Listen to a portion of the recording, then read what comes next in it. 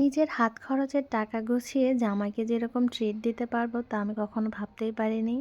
তো যাই হোক, সারার আব্বুর কাছ থেকে মাঝে মধ্যে টাকা নিতাম হাত খরচের জন্য, এটা ওটা কেনার জন্য। তো সেই টাকা থেকে আমি কিছু টাকা জমিয়ে আজকে বললাম চলো আজকে তোমাকে আমি ট্রিট দিব, তুমি কি খাবা।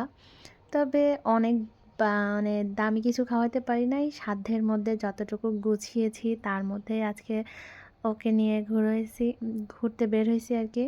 তো আজকে বললাম তুমি আমার কাছে আজকে অনেক স্পেশাল, আজকে তোমাকে নিয়েই সব কিছু করবো, তোমাকে খাওয়াবো প্লাস শপিং করে দিব। তো তার জন্য একটা রেস্টুরেন্টে নিয়ে আসলাম। রেস্টুরেন্টের নাম ছিল টেক আউট, এটাতে কখনো আসা হয়নি। এখানে একটু ফাস্টফুড জাতীয় আইটেম পাওয়া যায় আর কি, চিকেন জাতীয়। তো সারার আব্বুকে বসালাম, তারপরে বললাম তুমি কি খাবা অর্ডার করো তোমার পছন্দের মধ্যে। তবে অনেক বেশি কিছু না, সাধ্যের মধ্যে আর কি, অল্পের মধ্যে। তো যাই হোক, ও ওর পছন্দ মতো অর্ডার করলো।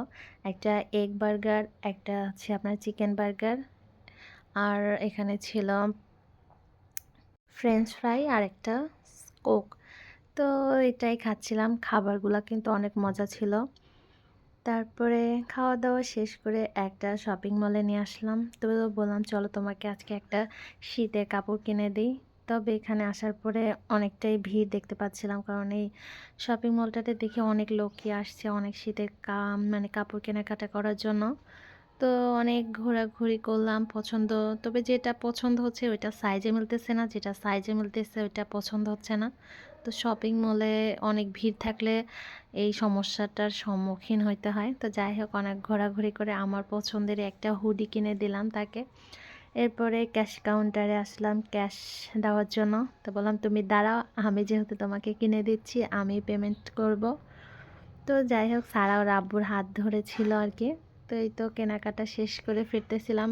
তবে এই মলটার সব কাপড়গুলা কিন্তু অনেক কোয়ালিটিফুল আর অনেক সুন্দর লাগতেছিল, তার জন্য হয়তো অনেক ভিড় ছিল আর কি।